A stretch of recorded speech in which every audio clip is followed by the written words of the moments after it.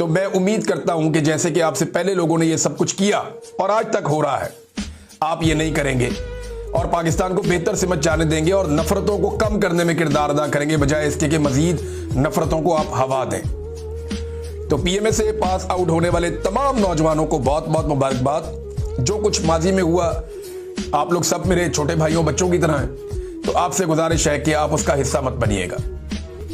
कोशिश कीजिएगा अपनी जिंदगी में कि जिस मकसद के लिए आपने इस फोर्स को ज्वाइन किया उसी मकसद के ऊपर चलिएगा।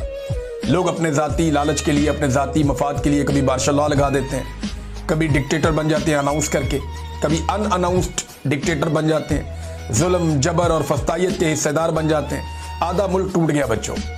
आप लोगों से उम्मीद है कि आप लोग वो नहीं करेंगे और जो हलफ आपने लिया है अल्लाह रब्बुल इज्जत को हाजिर नाजिर जानकर, आप उस हलफ की पासदारी करेंगे आखिरी वक्त तक।